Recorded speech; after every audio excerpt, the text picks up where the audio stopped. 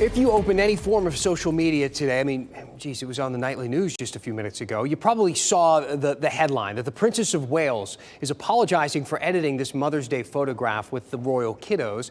You can see several places on the picture where it has been doctored. You have to look kind of closely, but it's pretty obvious once you see it.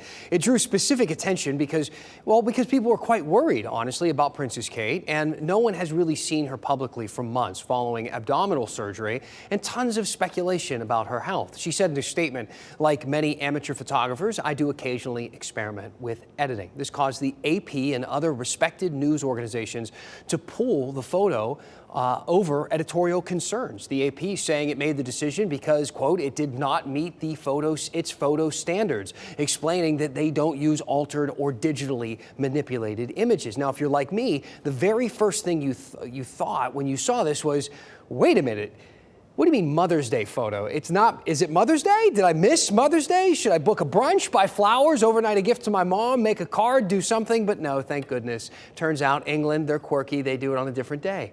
They do March 10th. Who knew? Fellas, don't worry. Calm down. You still have 2 months. No need to panic. The second thing you probably thought was, so the Princess of Wales is doing her own photo editing.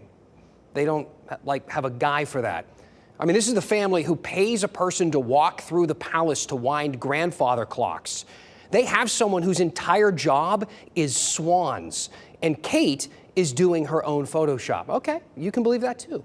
After all, it is certainly something that she could potentially do, and she wouldn't be the first royal to do it. I love this point made by a professor at NC State who I discussed this with earlier today.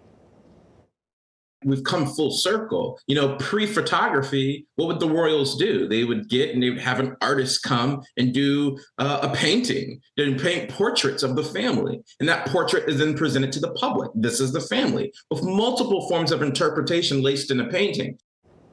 So the difference is, when it comes to a painting, though, and this is pretty obvious, you know that a painting is an artist's interpretation. A picture or a photo is something else, and you expect something else from it.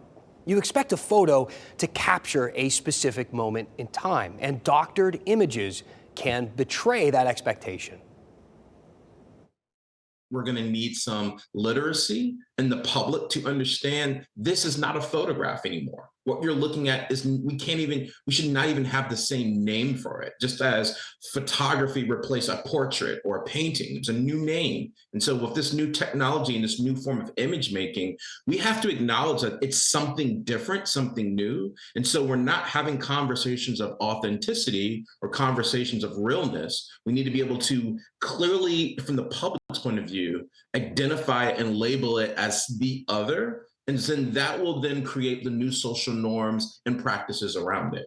You know, regardless of what we call it, this new form of art is already here. It's been here. I mean, just hop on Instagram. It's almost impossible to tell if you're seeing something that has been authentically captured or if it was enhanced with a filter.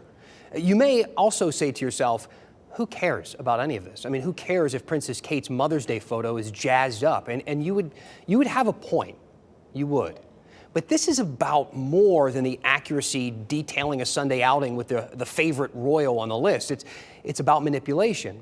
And you wouldn't believe how easy it is to manipulate a photo nowadays. Or with the recent creation of AI, create something that never even happened from scratch. Not a filter, not an edit, something entirely new. And that professor who we talked about thinks that it can actually change the way that we engage with any image that we see through a screen. I think hopefully this will usher people to rely less on this kind of imagery, which is the reproduction of something that's real, and go back to realism. Let's go back to face-to-face. Let's go back to visiting places to see it for yourself. So what do you think about all of this? We want to talk about some AI stuff. The team was already actually working on a bunch of these topics when this came up, so we kind of said, whoa, we should say something about it tonight. You know, some of the AI stuff can be fun. It's really interesting. Other parts of it can be frankly terrifying. Send me an email, dan@WRAL.com. What do you think about doctored images? What do you think about the AI-generated images and video as well? What should we know about this? What should we do about it? Let me know your thoughts, and we'll go in depth.